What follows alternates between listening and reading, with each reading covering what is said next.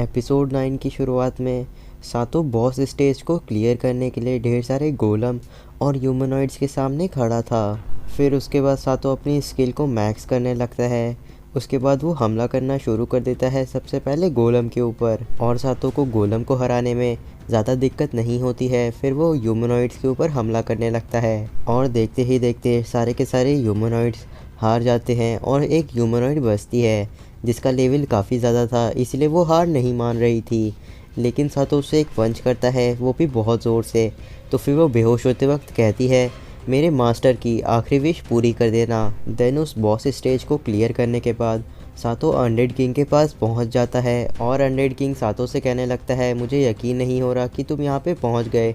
फिर वो सातो को उसका इनाम देता है जो कि वो तलवार रहती है। फिर उस तलवार को लेने के बाद सातो अनडेड किंग से पूछता है, आखिर ये विश की बात क्या है। तो फिर अनडेड किंग सातो को बताता है, मैं काफ़ी समय से एक इंसान को ढूंढ रहा हूँ जो कि मुझे मारने का काम करेगा। फिर वो अपनी पुरानी कहानी बताने लगता है कि उसने काफ़ी सारे लोगों को मारा अनडेड किंग बनने के बाद, लेकिन उसने ऐसा इसलिए किया था क्योंकि उन लोगों ने उसकी पूरी की पूरी फैमिली को मार दिया जो कि मासूम थी, और इसीलिए भगवान ने उसे हमेशा के लिए अमर बना दिया। फिर अनडेड किंग ये भी कहने लगता है, इससे पहले कि मैं बुराई के रास्ते पे चलने लगूं, तुम मुझे मार करके आज़ाद कर दो। और अनडेड किंग की बात ख़त्म होने के बाद सातो अपनी तलवार निकालता है जिसमें से रोशनी निकलने लगती है। फिर सातो जब अनडेड किंग के ऊपर हमला करता है तो अनडेड किंग हंस रहा था और कह रहा था, मैं अपने परिवार के पास जा रहा हूँ। देन अनडेड किंग को पूरी तरीके से मारने के बाद सातो को अनडेड किंग स्लेयर का टाइटल मिलता है।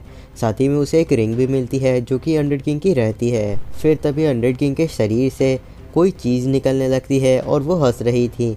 तो फिर सातो उसे ख़त्म कर देता है अपनी स्वॉर्ड से मार के, और वो ख़त्म होते वक्त भी हंस रही थी। और अनडेड किंग के ख़त्म होते ही वहाँ की क्रेडल का सेल्फ डिस्ट्रक्शन शुरू हो जाता है। तो फिर इससे पहले कि क्रेडल को कुछ हो, सातो जाता है मिया के पास और उसे बचा लेता है, और हमें दिखाया जाता है 1 मिनट का टाइमर शुरू हो जाता है डिस्ट्रक्शन में, और सातो उतने ही देर में सभी लोगों को बचाने के लिए एक जगह पे कर देता है ताकि वो लोगों को टेलीपोर्ट कर सके। फिर उसके बाद सातो मिया को कहता है, मुझे अभी नीचे किसी को बचाने जाना है, और साथ ही में तुम मेरी चिंता मत करना क्योंकि मैं सही सलामत आ जाऊंगा। देन उसके बाद मिया और बाकी सभी वहाँ से टेलीपोर्ट हो जाते हैं, और सातो भी बिना टाइम वेस्ट किए नीचे की ओर जाने लगता है अपनी तलवार की मदद से जो कि उसे अभी अभी मिली है। देन उसके बाद जब सातो नीचे पहुंच जाता है तो फिर वो किसी को ढूंढने लगता है, तभी उसे वहाँ पे नंबर 7 मिल जाती है। तो फिर सातो नंबर 7 को लेकर के ड्राइड के पास चला जाता है ताकि ड्राइड उसे टेलीपोर्ट कर सके। और तभी ड्राइड कहती है, अगर तुम्हें सबसे नीचे तक जाना है तो तुम्हें मुझे ढेर सारा एमपी देना होगा। फिर सातो उसे ढेर सारा एमपी दे देता है और फिर उसके बाद कहने लगता है कि मुझे टेलीपोर्ट कर दो। तो फिर ड्राइड अपना वादा निभाती है और सातो को सबसे नीचे टेलीपोर्ट कर देती है, और बाहर निकल कर के सातो उससे कहने लगता है थैंक यू। तो फिर ड्राइड कहती है, तुम्हें यहाँ से जाना चाहिए मेरे हिसाब से। और तभी सातो देखता है कि ड्राइड ऐसा क्यों कह रही है, क्योंकि वहाँ पे बहुत ही बड़ी सॉल्ट की टाइडल वेव आ रही थी। देन उस वेव की वजह से सातो को क्रेडल की चिंता हो रही थी क्योंकि उसकी वजह से क्रेडल गिर सकता था। इसीलिए सातो ड्राइड से भी कहता है, तुम्हें भी यहाँ से भाग जाना चाहिए मेरे साथ। तो फिर ड्राइड खुश होकर के सातो से कहने लगती है, यहाँ पे जब तक पेड़ हैं तब तक मुझे कुछ भी नहीं हो सकता, इसीलिए तुम्हें मेरी चिंता नहीं करनी चाहिए और यहाँ से जल्दी जाना चाहिए। देन उसके बाद सातो ड्राइड की बात मानता है और वहाँ से तेज़ी से जाने लगता है, और तभी सातो के आगे पानी आ जाता है। तो फिर सातो पानी के ऊपर भी भागने लगता है क्योंकि उसके पास और कोई भी रास्ता था ही नहीं। लेकिन सॉल्ट की वेव काफ़ी तेज़ी से सातो की तरफ आ रही थी, इसीलिए सातो को आइडिया आता है कि उसे सॉल्ट की वेव को काउंटर करना पड़ेगा, नहीं तो वो बच नहीं पाएगा। और अपने आप को सॉल्ट की वेव से बचाने के लिए सातो एक छोटा सा फायर शॉट हमला करता है, और सातो के उस फायर शॉट अटैक की वजह से वहाँ पे से थोड़ी सी स्टीम उठती है।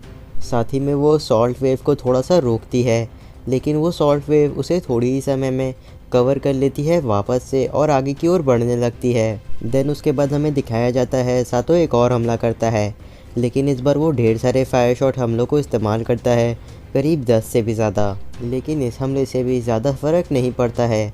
तो फिर सातो ढेर सारे हमले करता है ऐसे ही काफ़ी बार, और सातो के इतने सारे एफ़र्ट की वजह से वहाँ पे बड़ी सी स्टीम उठती है, और सातो पूरी तरीके से उस सॉल्ट वेव को थोड़े समय के लिए रोकने में कामयाब हो जाता है। देन हमें अगले सीन में दिखाया जाता है सातो एक सुरक्षित जगह पे खड़ा था नंबर 7 के साथ, और क्रेडल को गिरते हुए देख रहा था, क्योंकि द क्रेडल भी पूरी तरीके से सॉल्ट में बदल रहा था। देन हमें अगले सीन में दिखाया जाता है, एक जगह पे सभी लोग सातों का इंतज़ार कर रहे थे।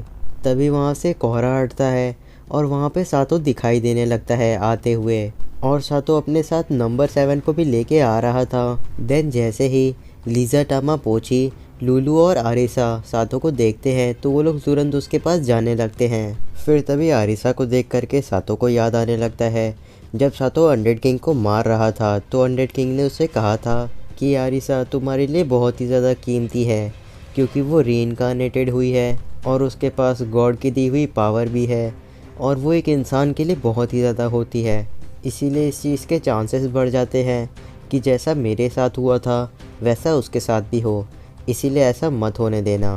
फिर वापस से सीन प्रेजेंट में आता है और उस समय आरिसा सातों से कह रही थी अगली बार ऐसा ख़तरनाक काम मत करना, और उसके बाद आरिसा रोने लगती है तो फिर सातों उसे चुप कराने लगता है।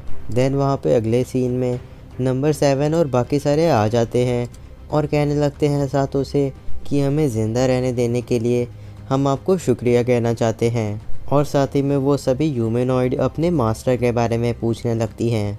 तो फिर सातों उन ह्यूमनॉइड्स को उनके मास्टर की रिंग देता है और कहता है तुम्हारे मास्टर अब नहीं रहे। लेकिन तभी वो सारे के सारे ह्यूमनॉइड अपने घुटनों पे बैठ जाते हैं और कहने लगते हैं अब आज से आप ही हमारे मास्टर हैं, लेकिन इससे पहले कि हम आपकी सेवा करें हमें एक काम करना है, क्योंकि ये हमारे पिछले मास्टर की वेडिंग रिंग है, इसीलिए हमें इसे उनके वाइफ के ग्रेव के पास छोड़ के आना होगा।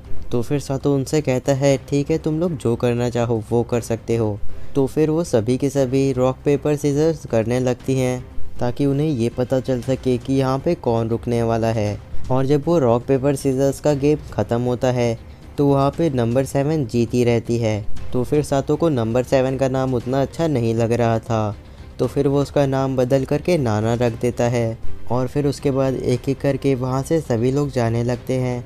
सबसे पहले वहाँ पे से रैटमैन जाते हैं, देन उसके बाद वहाँ से सभी ह्यूमनॉइड भी चले जाते हैं अपने काम से। देन उसके बाद सबसे आखिर में वहाँ पे सातों और बाकी सभी वापस से सेल्यू सिटी जाने लगते हैं। देन जब सातों सेल्यू सिटी में पहुँच जाता है तो फिर जीना उससे मिलने आती है और उससे रोते हुए कहने लगती है मुझे तुम्हारी बहुत ही ज़्यादा चिंता हो रही थी। देन उसके बाद सातों कहता है मुझे माफ़ करना, मैंने तुम्हें इतना ज़्यादा परेशान कर दिया। फिर सातों अपने बैग से एक चीज़ को बाहर निकालता है और उसे जीना को दे देता है, और जीना जब उसे बाहर निकालती है तो फिर उसे याद आता है ये तो वही ईयरिंग है जो कि उसने काफ़ी समय पहले सातों के साथ पसंद की थी। और जीना ये सारी चीज़ें सोच करके काफ़ी खुश होने लगती है क्योंकि सातों को ये सारी चीज़ें याद थी।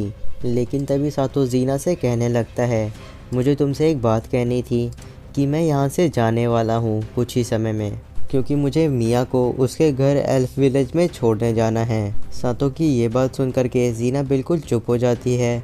तो फिर सातों जीना से कहने लगता है तुम्हें चिंता करने की ज़रूरत नहीं है, क्योंकि जब मैं वापस आऊँगा तब मेरे पास काफ़ी सारी कहानियाँ रहेंगी तुम्हें सुनाने के लिए।